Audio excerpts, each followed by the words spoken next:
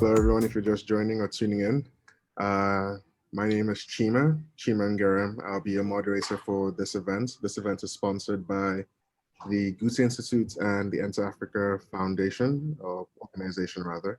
And the panel topic we're talking today is Nigeria's gaming industry, opportunities, challenges, and practices. Now we have here 4 super awesome, diverse, and talented individuals. So I'll just ask them to kindly just introduce themselves, give us a little bit of a background, and yeah, we'll dive in after they've given us a brief bio. So if I could ask Ms. Shola to jump in first. Okay, sorry. Oh, I'm using your link, so my name is not showing. Sorry. Yeside. Yeah. Yeside. Okay. Yeah, from Forerunner Games, and I'm glad to be here. So what we do is spread happiness, basically, and we do that through tabletop games. And we've been able to publish 5 tabletop games, and 2 are actually on pre-order at the moment, but we have 3 educational games, Bible games, and general party games for everybody to enjoy. That's basically what we do. Glad to be here. Awesome. Thank you, Yesterday. Sorry about the mix-up. I just saw the name underneath it. Anyway. Okay, Emmanuel, could you go next? Hello, everyone. My name is Emmanuel, and I am the president of Esports Nigeria.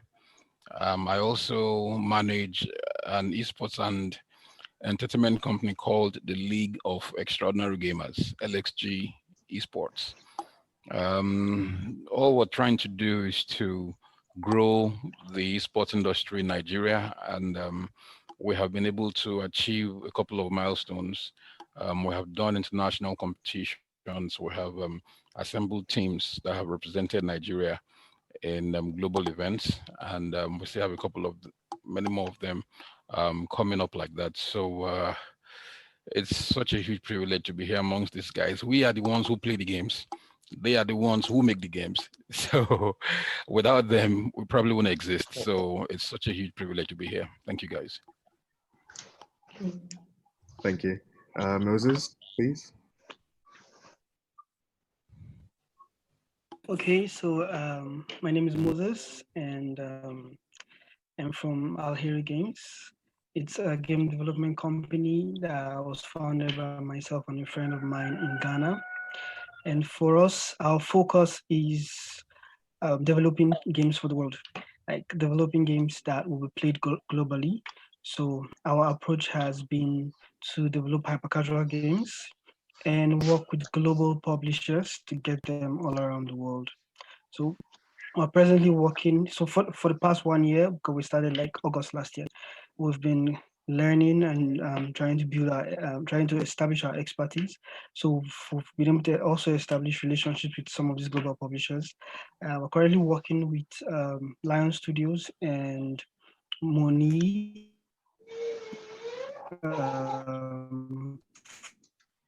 from Israel, US, and we're working on 2 projects. We're hoping that it gets to the stage where those games will be published.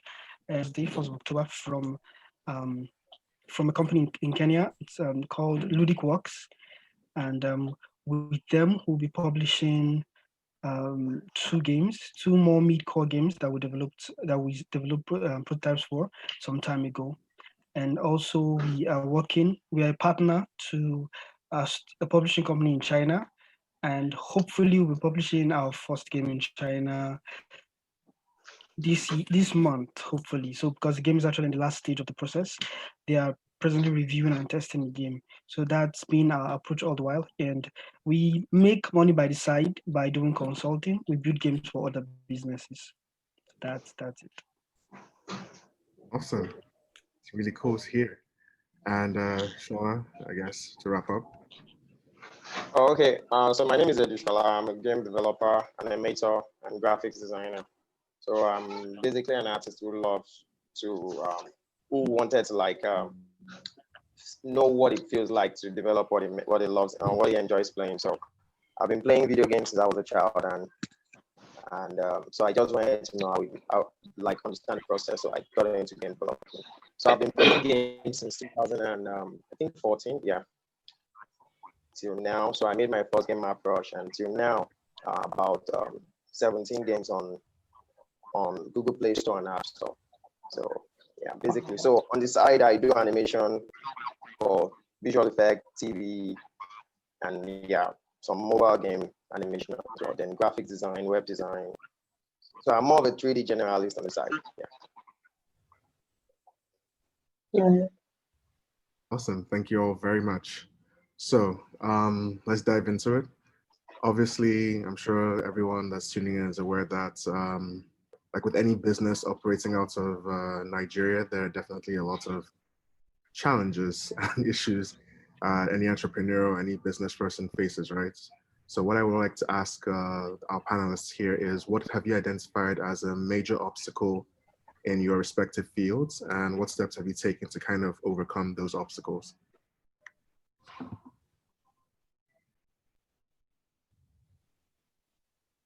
So whoever's ready to jump in and answer, feel free to. Okay, I would like to go. Okay, again, my name is Yeside, not Shola. Okay, and one major challenge that we've experienced, in fact, I experienced just this challenge yesterday. People are not aware that the gaming industry is serious business. So I met a professor when I went out yesterday to do something, and he was asking me, we got talking, and was asking me what I do. And I was trying to explain that, oh, I'm a games designer and I do this and I do that. But as in the look he gave me was like, are you serious? It's, as in, and he asked me just like, and that gives you money. And I'm like, yes, I make money from making games. And it was like, wow, he wasn't aware that such things exist. And well, he doesn't play games, doesn't know anybody that plays games. So he doesn't know what I'm doing, something like that. So he was just like out like that. And I was like, that this is part of the challenges we are having. People don't see it as serious business. They just look at you as someone that just wasting time. Then when they don't know that there are new games, especially tabletop games. The mobile games, people still like download games and all of that, but for tabletop games, people don't know that there are more games than Ludo, IO, and the regular chess and all of that we used to have. They don't know that there's a new world of tabletop games evolving in Nigeria. Okay, so that's one of the basic challenges. So what we've done, or what we keep doing is educating people on what tabletop games is about and all of that, and how they can benefit from tabletop gaming. That's it. Thank you, Yeside. Okay. I'll go next, if that's okay.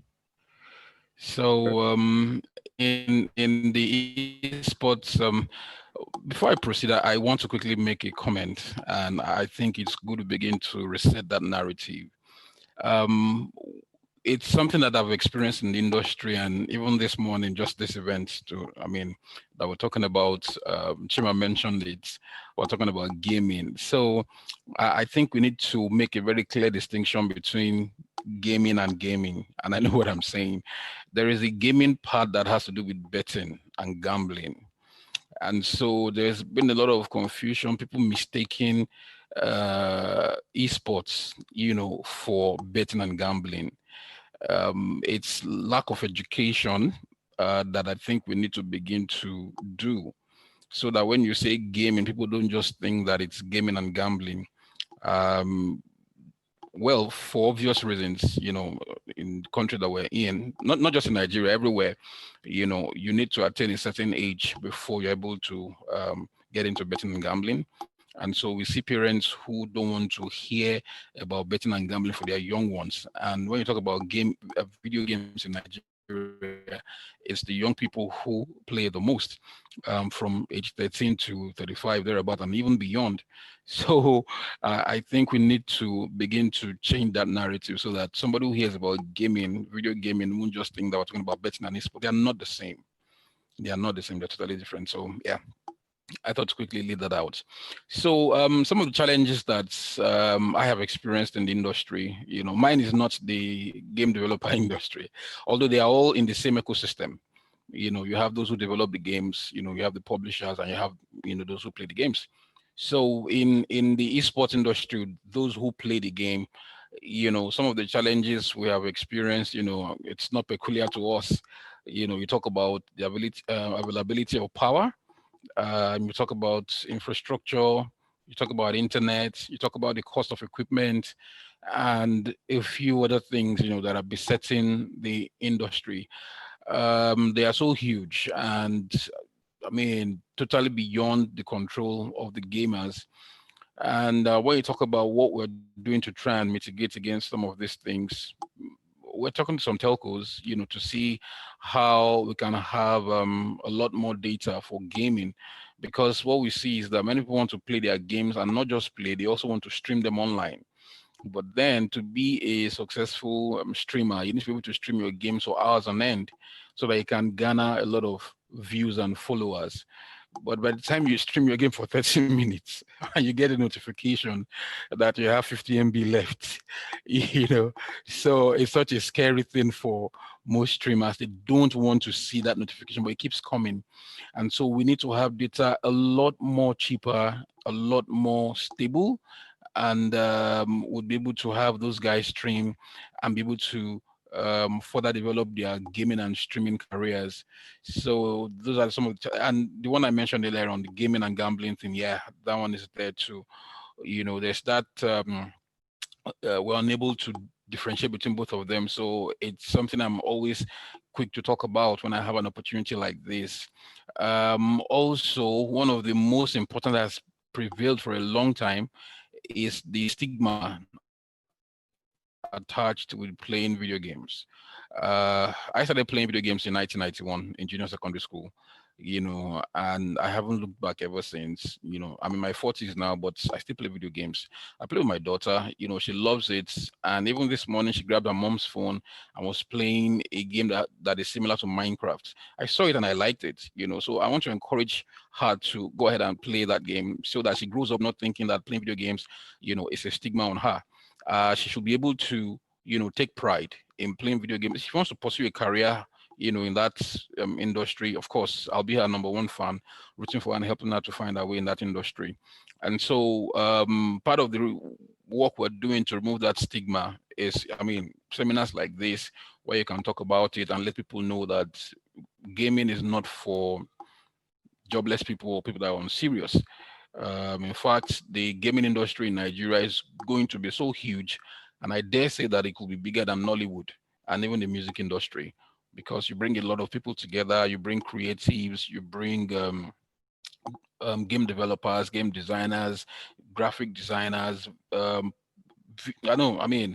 are quite a few of them, maybe if I have the opportunity, I'll just display, some of the job opportunities that exist in the gaming industry globally and also in Nigeria. So those are some of the ways we're trying to tackle that narrative to reset it and make people believe in the industry.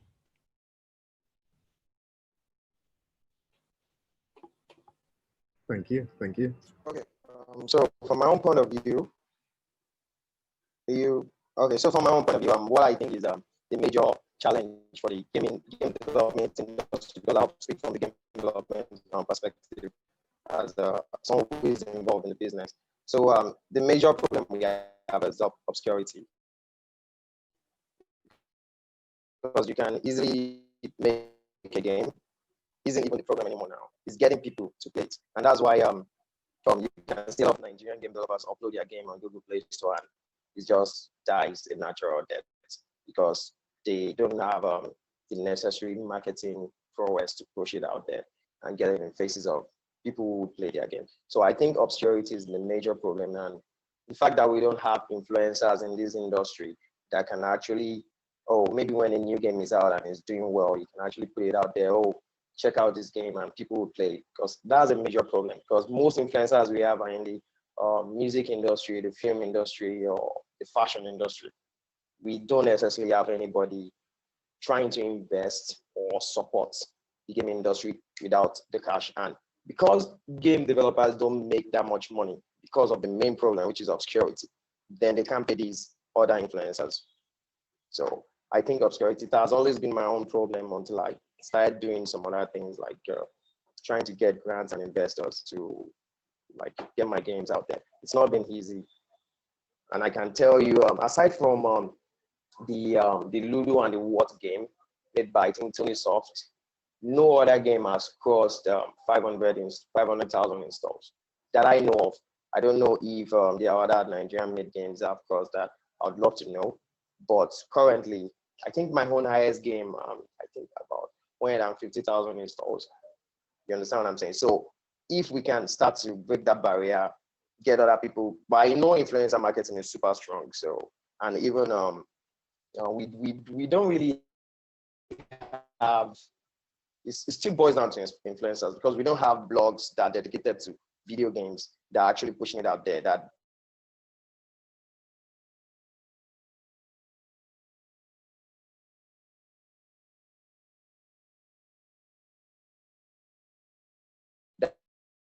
have a huge audience. Like when you check out joy gamers that do that for their industry.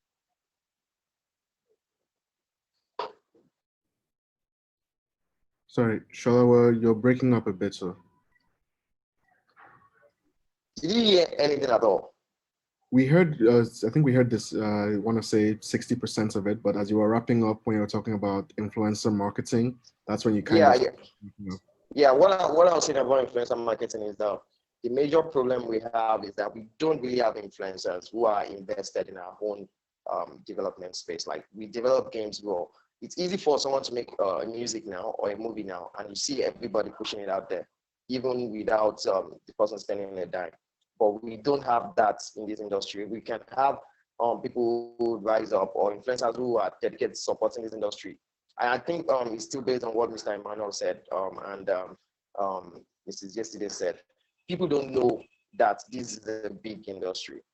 So they just think it's child's play. And if they know, I think they would really come in and invest and would even ask, because there was a time there was supposed to be an event at Unilag. Sometimes I think it was last year or 2 years ago. I was part of the development, the organizing team, and they said they wanted to charge game developers a certain amount. I was like, some game developers don't even make $5 in a year.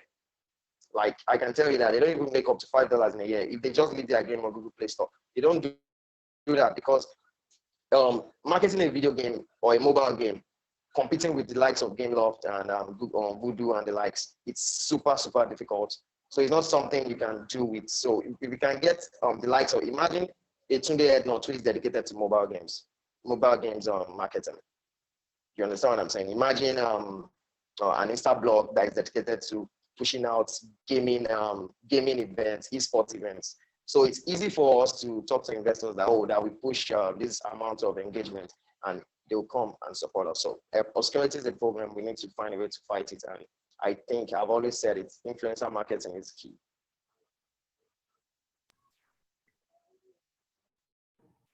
All right. Thank you. Thank you very much, everybody. That was very insightful. I think it's useful because we got lots of perspectives, both from the developer standpoint, tabletop standpoint, and even going all the way through to esports and people actually playing this competitively.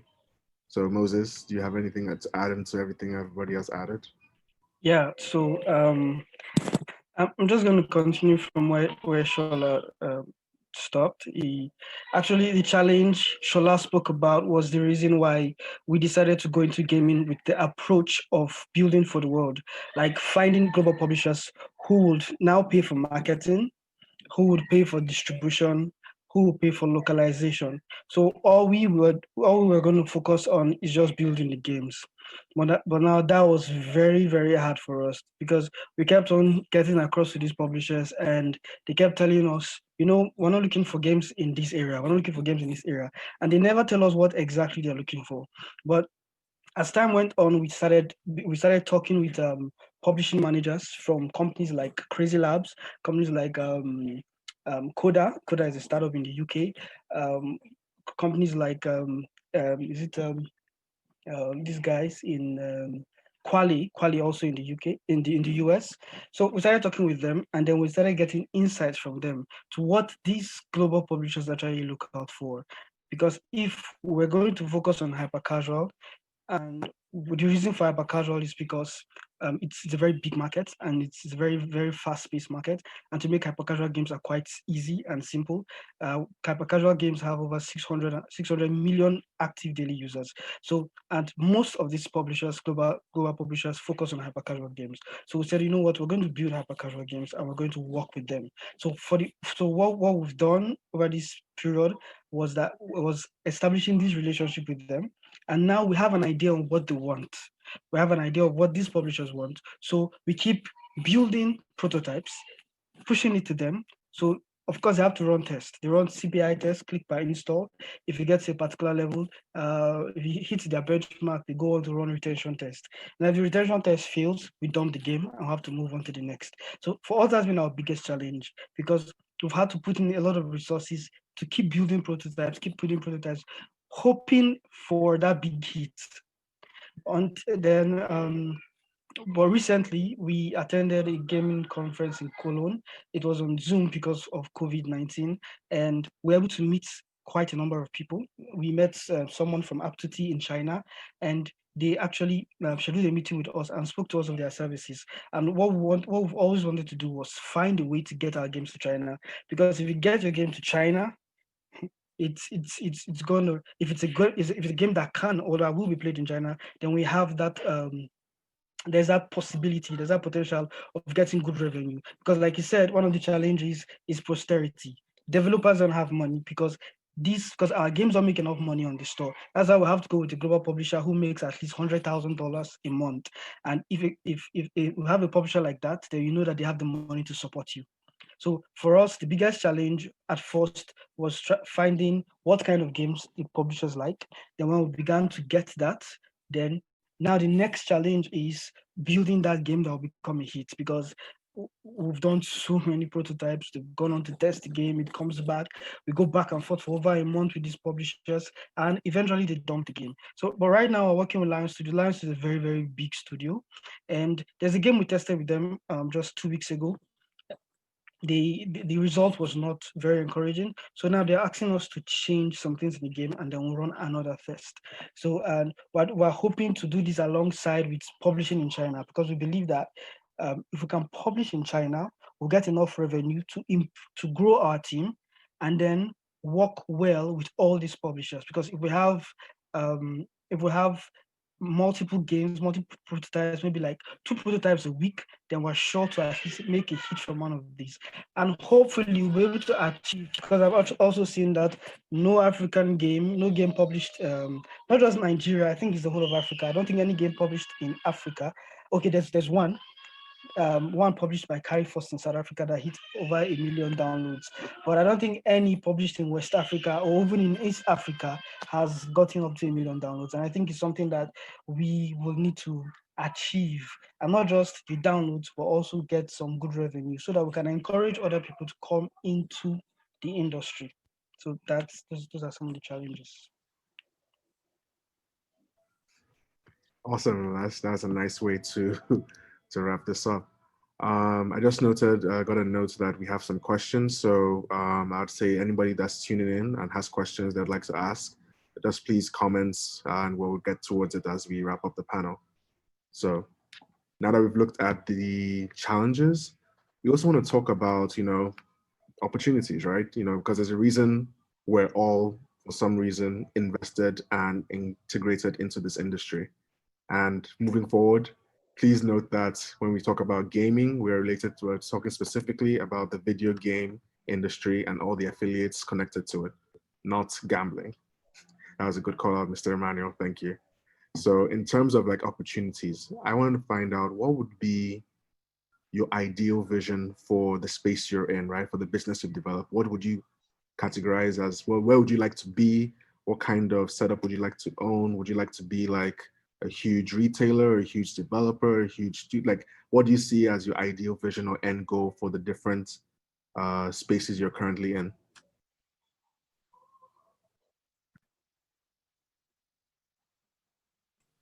Okay. Right. Sorry. Can I say something? Okay. Please go ahead, Moses. All right. So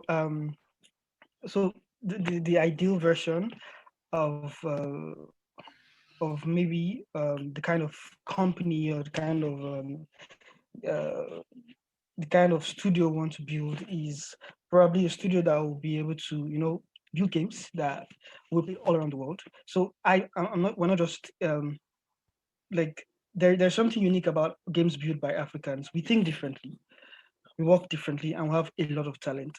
The game might not have African themes, but because it's built by us, there's always something unique about it. And our games are not being played globally right now. So we need our games to be like everywhere. So that's why we need to work with established guys all around the world. And for me, I believe that we can go out there, pull the money from all around the world, and bring them back into Africa. And if if as a team, as my own team, if we're able to successfully build a game in publish a game in China, and that works for us, then it means we can also point a lot of other developers to that same channel that we took. We can point them to the same company because right now we are partners with them, and we believe that a lot of games will come through our partnership from Africa to China, and we make revenue, bring them back here. We can collectively build that industry, and because the game industry is really big, but we are really not getting slices of the cake here in Africa. We're just playing the games and sending the money outside. So I believe that is an opportunity for us. We need to look for ways to encourage our people by we ourselves getting successful to a particular level, showing them the path to follow. That's what I believe.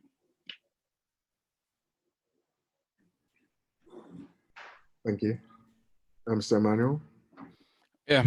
Okay. So for the esports industry in Nigeria,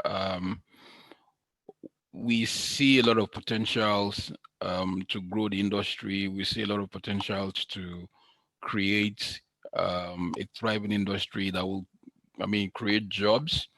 I know I've said this on several occasions where I've been privileged to speak. But gaming industry is capable of generating employment so much that it can overcome or be bigger than some that we have today. In Nigeria today, Nollywood is the second largest employer of labor behind agriculture. But as an industry, if you look at the entertainment or creative industry that we have in Nigeria, you talk about music, movies, fashion, food, and the likes, we infuse a lot of our cultures into it, and they are so much appreciated. And that is why today we have those industries as some of the biggest in the world today. Nollywood is the second biggest in the world by volume, And when you look at the percentage of the actors in the industry, they are very small. They don't make up to half. Maybe they're like 10, 20%. But when you look at the employment that they create, they have people who handle wardrobe, lighting, makeup, and all of those things. You see the multiplier effect there. So I'm looking at a scenario where the gaming industry will be so big and be able to generate a lot of employment such that we'll be able to have a lot of people who the gamers will form a small percentage, yes, but then there will be a lot more opportunities created for other people. Like I tell other people when I have the opportunity, you don't even have to be a gamer. You don't need to understand game. You don't need to hold a controller to be involved in the industry. You could be a graphic designer and all you do is design lovely posters, for events, create videos, you could be a physiotherapist. I said I was going to share, a small information with regard to some of the opportunities that can be created, when it comes to jobs in esports. You could be a streamer, you could be a caster, you could be a presenter, you could be a video maker, you could be a host on stage, you could be an attorney, you could be a business developer, you could be a technical producer, network technician. Don't worry, they're not in my head. I'm reading from a list, so don't think I'm a superman. You could be a producer and all of those things. You could be a journalist, a mental coach, so many of them. So what I'm hoping to see is a scenario where the industry is so big that people pay attention to the industry. When Nollywood started many years ago, people didn't take them serious. I didn't take them serious. I was comfortable watching American movies and, foreign movies. But today, look at what it has become. Even the government had to enact policies to support that industry.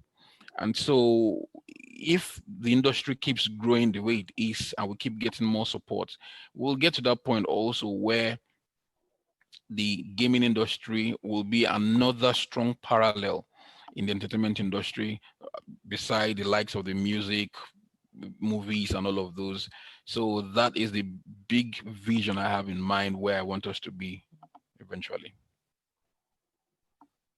That sounds like an awesome place to be. Yeah. Shola, Yeside, do you have anything you'd like to add to those? Yeah, I think they've said most of it. But I wanted to correct something Moses said, because Moses said he dropped a lot of gem. But one thing he said about like I pointed out, there is this guy. I don't know if you've seen his account on Google Play, Moses. He makes What's and Ninja, all these chess games, Tony Soft. I think you should check him out. He's like the leading developer in Nigeria in terms of installs and all. The guy gets a lot of installs. I think almost everybody who plays all those games are actually playing his own version of the game. Guys, I think I wouldn't say he's lucky, but I think he's really smart to have made a game that people wanted to play. Another thing I wanted to point out is most Nigerians actually get installs from their game and not getting it from Nigeria. Okay, yeah, like Brazil, United States, if you come from Nigeria, and that's still back to what we said before. Nigeria don't know. Okay, you understand? So I think like Mr. Emmanuel said, this industry is gonna grow to like to be bigger than the film industry. Yesterday also said that, and if we can keep educating ourselves, not just creating teaching developing alone, but also the other areas of game development, like the marketing. We just need to touch the other areas, because it was until I met Chima I realized that there are some other aspects that you can actually. I met Chima. I think we met at Center for Tech event, right? That was the first time we met, and when I met him, I was like, "Oh, okay, Chima. So what engine do you use?" He was like, "No, he doesn't develop that way. He doesn't code. That he handles that aspect." I was like, "Wow." So until I met him and I realized, oh, we need to tackle other aspects as well. It's not just about developing and creating the art alone. We need to think about, oh, how do we now develop people who would understand the business aspect? Because Moses understands some aspects of publishing, and that's really key. Game publishing just takes away the stress from the developer. You just make the game and somebody does all the work in terms of putting it out and getting players. It's really key, and I like that.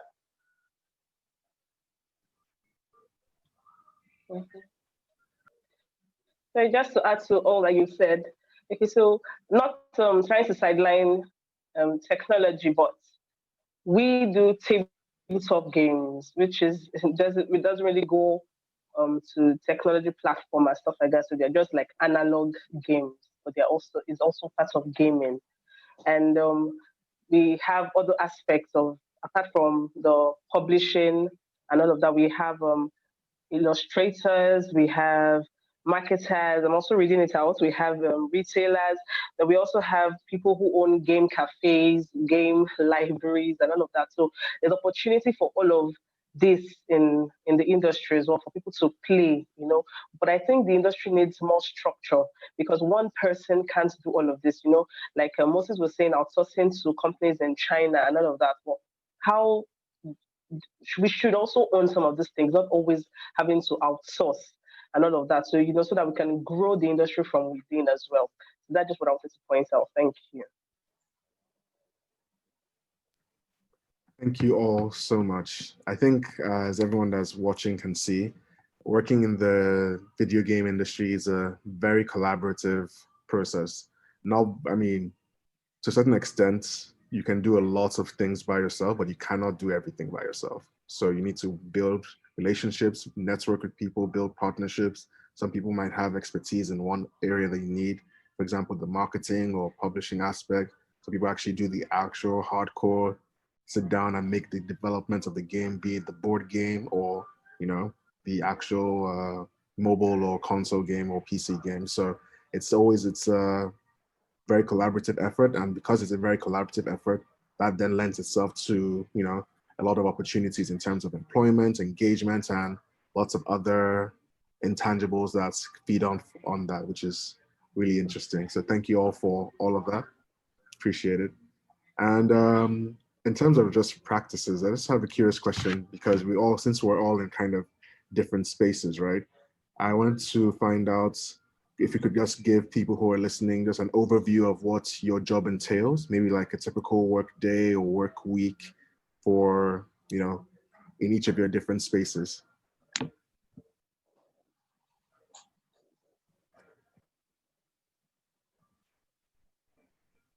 So if anybody's eager to dive Okay, so basically, okay, I'll let you go first. No, Shola insist you go. Okay, so basically, what I do all day is just game development, design, and animation. Every day I wake up and I try to, okay, you have to check game updates, you have to check game reviews. If your players are asking for a certain review or begging you to reduce difficulty levels and stuff like that, they are just they're just a whole lot of stuff that. But my whole day, I know I do like 90% of everything I do every day has to do with game development. Even if I'm not developing, I'm just checking reports and statistics and all. So yeah, I don't I could say it's kind of boring, but it's fun for me. But from another perspective, people just say, "Oh, this guy just does this all day, sits down in front of a board." It's fun for me. Yeah, and I play a lot of video games too. All right. Okay, before I share how my day goes, I just want to quickly touch on the collaborative efforts that Chima talked about. Yes, we need a lot of collaboration. One of the things I've seen in the industry so far in Nigeria is I see this unhealthy competition. You know, some people feel threatened by the progress and success of others. And I'm saying here, we're all on the same ship. You know, there's a problem we've been having with EA, for instance, because if you play FIFA, you would understand what I'm saying. They run global events. They never invite Africa. They never invite Nigeria. You know, they try to invite South Africa, maybe Morocco and Egypt a few times. You know, and that is very dependent on the fact that we are not collaborating well enough. Everybody is selfish. Everybody wants to do their thing. Everybody wants to be it's me. No one else must do this. It has to be me, you know. But the problem is they don't see the activities we do. And when they see them, they're just too minute, you know, small patches here and there, you know, instead of everybody coming together, pulling resources together, working together as one. And for me, I always say the benefits will trickle down to everyone. So we need the game developers, just like the game developers also need those who play the games. And one of my big desires also is to see Nigerian developed games, homemade games that are being played as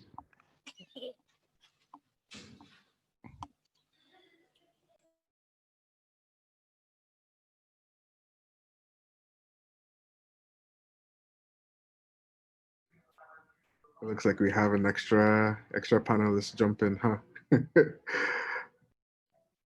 Okay. While Mr. Emmanuel is temporarily occupied, yesterday, Moses, do you want to give an overview of what your day entails or what your job entails? Okay, so let me just go. I handle most of the partnerships. So my typical Monday to Friday is talking with publishers and all the guys that we want to work with, or maybe some clients who want us to build a game for them. And my co-founder in Ghana does all the development. So yeah, that's how we have our days. So he does development, probably sends to me. I share with the publishers. Then if I have to create videos, I create videos from the games. And I also have a tech background, so I can do a little here and there. But he does all the game development, and I focus on partnerships. So my day to day, Monday to Friday, is on calls, chatting with people, publishers on Skype, and so on and so forth. That's me. Thank you very much. Okay. All right. So what I do most days, because it's not strict 9 to 5 and stuff. So what I do is design. Okay. So I always make sure I probably add to my already upcoming games or just do something about game designing. And I also try to reach out to other people in the tabletop games industry. And there's actually a lot of collaborative efforts, but like from outside the country, they're trying to pull up like Africans like in the tabletop space and try to pull us to the global relevance and things like that. So you get people reaching out to you, trying to talk to you about your games and how they can probably help you and all of that. Okay, so that's basically what we do. So we also try to be apart from the social media, try to put things on social media for people to just be aware that we're in this space. Okay, so that's basically all I do for now. Yes. Okay. Sorry about that interruption there. Just one of doing that. So I don't do this full time. Even though I find myself, so it's not supposed to be full time, but I'm finding myself doing it full time in the sense that I'm actually in the IT industry, but I find myself doing this 90% of the time, and what my typical day looks like is I'm basically into administration, leadership. I play games, but not as often as it used to be before now. I'm on the board of a couple of esports organizations in Nigeria and even globally. So meetings here and there. We're talking about tournaments. We're talking about events. We're talking about formulating policies, and stuff. Emails, and sometimes I try to play the games myself, but it's almost impossible, except maybe in my spare time, maybe at night, but basically that's what I do on a daily basis. Even as I speak to you now, there are about 2 or 3 meetings that I have to be part of again today, with regard to some of the events that have been put together. There's the Africa Esports Championship that is underway. There's an event by WESCO, the World Esports Consortium. Okay, this is Inter Africa. Oh yeah.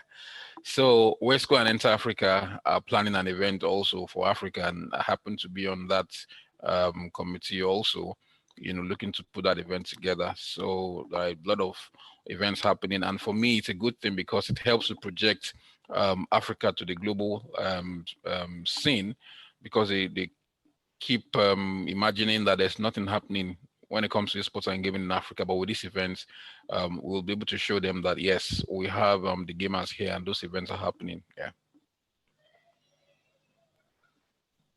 Awesome. Thank you very much. So for those listening, I'm sure you've at least got a little bit of insight into how all these panelists kind of what they do and how their kind of day-to-day goes in their different fields, both esports, game development, and tabletop design. And we have some questions, so I'm just going to look through and see which ones we can take. Oh, okay, this is a good one. What can other people do, even people who are non-gamers, to support the gaming industry in Nigeria?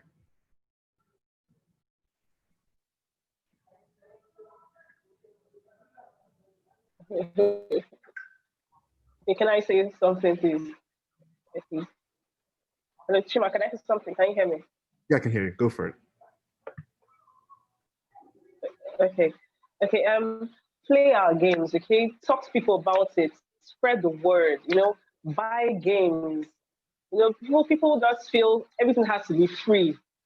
Free gaming online, free gaming apps, and all of that. So, but buy games, play games, talk to people about it. When you have events, let games be the first thing you're thinking about. Really, that's how to show us and throw a lot of love at us. Thank you. And there you Okay, so followed. yeah, quickly to what yesterday said. Yes, we also need that collaboration. I think you should look around to other esports and gaming organizations who run tournaments. I saw or I see what these guys do. The guys at the Lagos Esports Forum and the Afro Gamer promoting Nigerian-made games. I've seen the Ludo, I've seen the Watts, and they keep getting a lot of people coming to sign up for their events. It means that there is a market, there's an appetite for it. So I would ask that you look around, to collaborate more with some of such organizations. And with the privilege I have to be in some boards, of some organizations in Nigeria and even Africa, we will, I make that promise here. When you have such collaborations, we will promote them. We will push those games so that we can have Nigerian and African gamers play games made in Africa.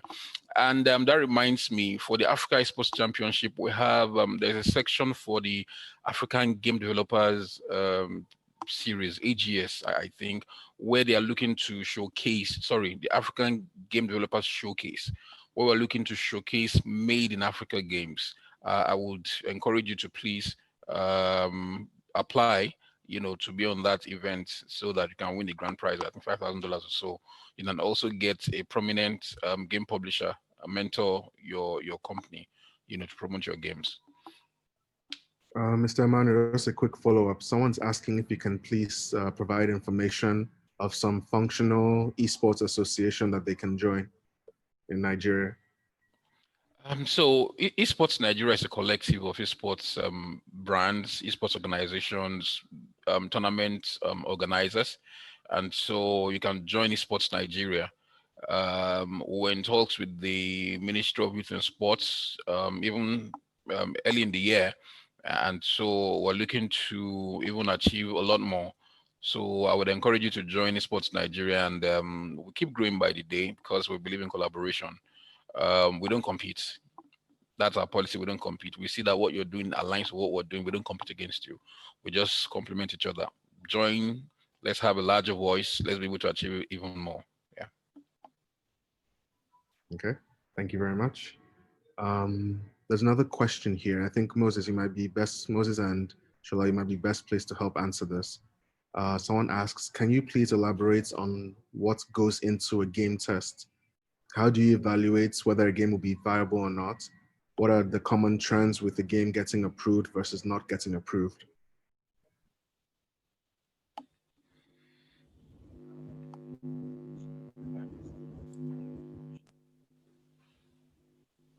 Sorry, Moses, we can't hear you.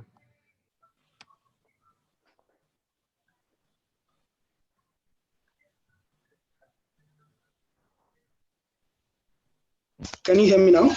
Yes. Yeah. Okay, so I was saying that the very first thing that a publisher will look at is they will test the marketability of the game. So for that, they will basically just need maybe 15 seconds gameplay video of the game. So maybe just from 1 or 2 levels of your game. That's basically for hyper casual games. As games that are very fast, that can be finished in 3 minutes, or just in a train or in a bus. That's maybe 1 level can be completed in like 3 minutes. So they will look at the marketability of the game. What they test for is CPI. That's the cost per install. Most times they're looking for cost per install lower than $0.2 or $0.4. If that is successful, then you will go ahead to build the game. So maybe provide 15 minutes of gameplay, then they will test for retention. So normally they'll look at day 1 retention. When they're testing the game, they'll put adverts on Facebook, Instagram, depending on the publisher, and they will look at out of all the people who have downloaded the game, how many of them kept the game as at day 2. So most of them look for 40% retention, 35% retention, 38% retention. Some of them look for as high as 45% day 1 retention. Then they also look for, they go as far as day 7 retention. At day 7, how many of people who installed the game on the first day still have the game on the last day? So those are basically what some publishers look at. And for you to actually pick the right trend or find the right trend right now, maybe in the hyper-casual gaming, just go to the US, go to the top charts, look for the top games in the US.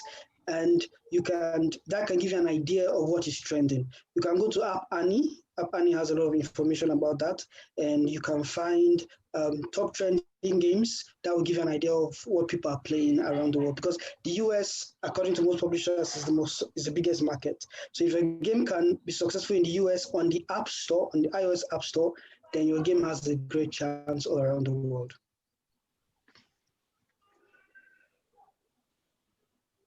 Thank you. Thank you. Shola, do you have anything you wanted to add in, or you're good? No, I'm good. I'm good. I think yeah, 7 minutes on it. Awesome. Another interesting question.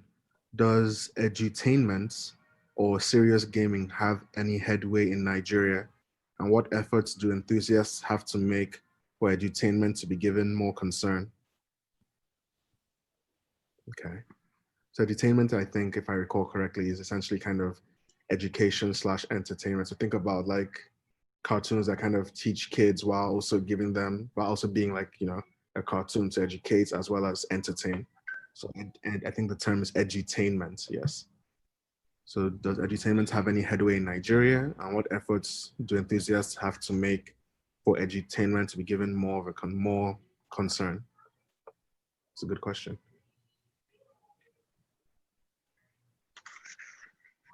Yes. Okay. So we've actually published an educational game, and we've been trying to talk to because I stay in Ibadan, the Oyo State government, on trying to bring it into the curriculum, because it teaches especially playgroup young kids how to write and identify the alphabet, the numbers, So, but it's learning, and most of our games actually is centered around learning, edutainment, and I feel that people, if that's actually one of my driving forces for learning to become easier when people play games, because actually learning thrives best through play, especially for young children and even adults. Okay, so just getting things into your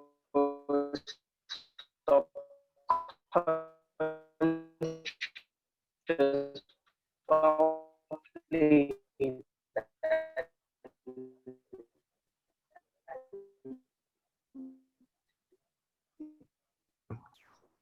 Sorry, yesterday you're breaking up.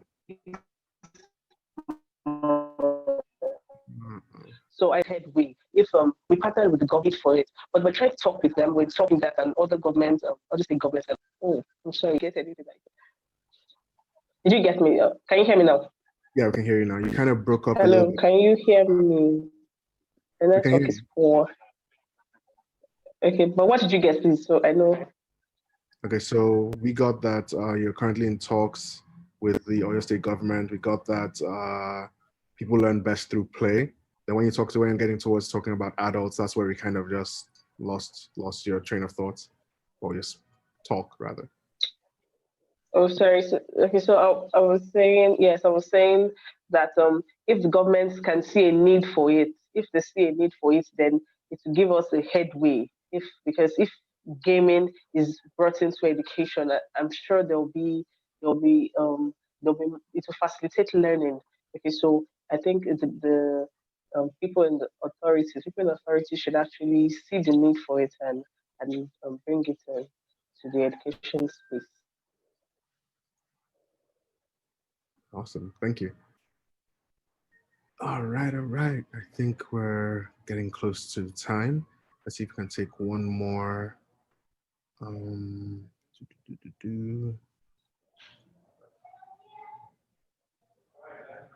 Let's see if.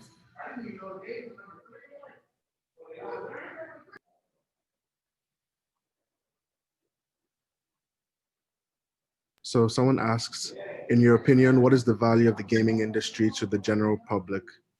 They think that communicating that value be key to overturning the stigma that gaming is not a serious, enterprise.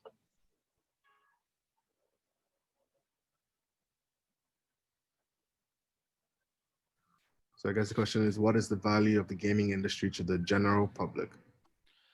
Okay, please give me the permission to respond to that. The gaming industry has a lot of value, and if we have been following what's been happening in Nigeria in the past few months, especially due to the COVID pandemic, we saw the Honorable Minister of Youth and Sports officially declare esports as a national sport. Esports has not been recognized in many countries because they're still saying it's just video games. It's just video games. But we see countries that are recognizing esports and giving them the official status that every other traditional sport like football, basketball, and the likes will get. And it's gotten to the point that if you are going for any sports event in another country, there are countries that have developed, they give you the visa category of official sport athletes who are coming to compete in their country. A country like Germany, a country like the US also, they issue such visas.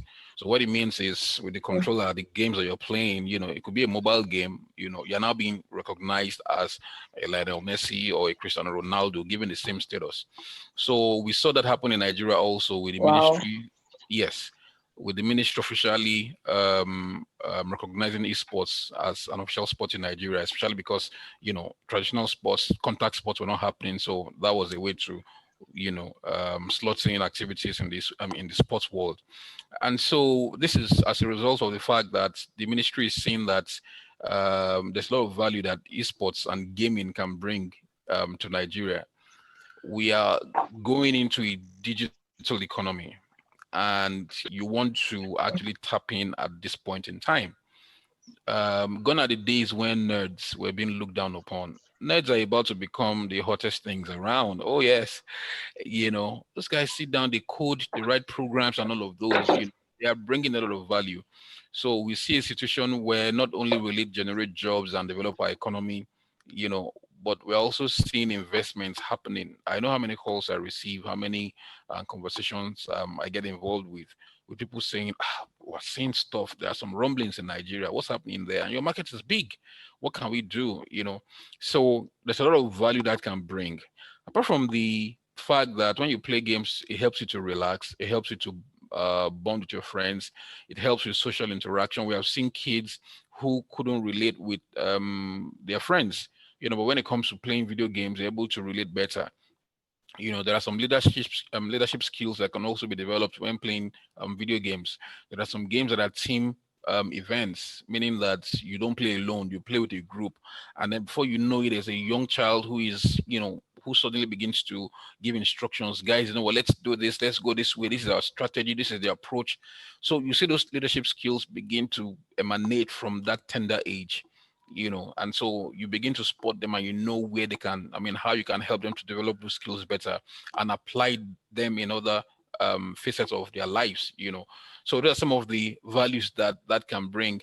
Communicating that value is key to overturning the stigma. I totally agree. And so that's why today we are seeing some schools, and I'm saying this now, schools in Nigeria that are beginning to have esports and gaming events as not extracurricular activities, but as co-curricular activities. So they're not seeing it anymore as a distraction. Oh, let's allow them play so they can allow us rest. No, they are seeing them as compulsory activities that you also have to infuse into the curriculum in that school. So that value has been demonstrated, and more people are beginning to see that value and they're tapping into it.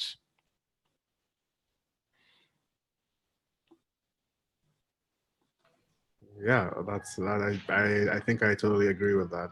So, in terms of what value gaming has to the general public, a lot.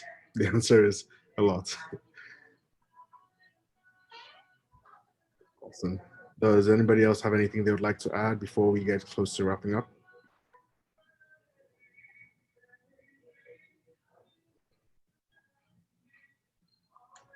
Okay, perfect. In that case, then, we're going to draw to a close. But before we kind of draw to a close, I'd like to thank all our panelists yet again for giving us their time today. We really appreciate it. And I'd like to ask if you could just, give us a plug to either your website, your social media handles where we can find more information about you, your games, your products. Let's support you, like Ms. Yeside said, and, continue to collaborate in future.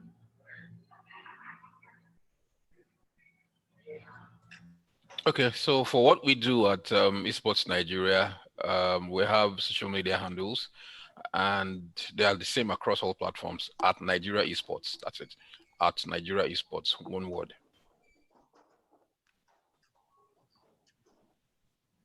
Okay, for like I work with, I still, okay, so I work with Deluxe Creation Studios, and on Google Play you can just search Deluxe Creation Studios. That's DELUXE, or you just search Adventures of Chike.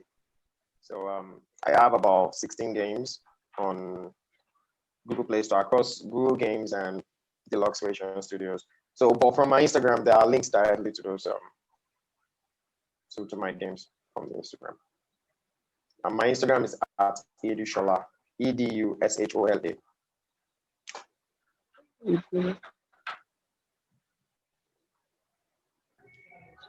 Okay, so at Forerunner Games, you can find us on Instagram at Forerunner Games, then on Twitter at Games Forerunner. These are our social media handles. Thank you.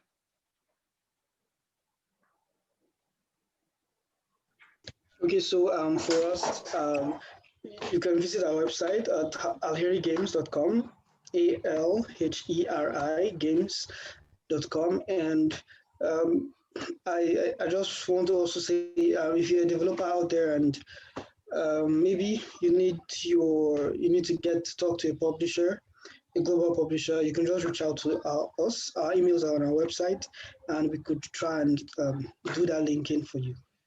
Thank you. Awesome. Thank you all very much. And just for a heads up for those listening, this is part of a series sponsored by the Goethe-Institut and the Enter Africa organization.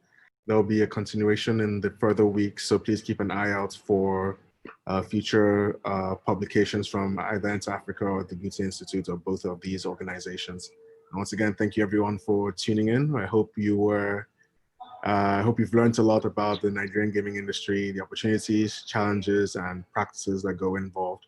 And once again, thank you to all our panelists, and I wish you all the very best moving forward. Thank you for having me. Thank you so much. Thank you. Thank you very much. Thank you for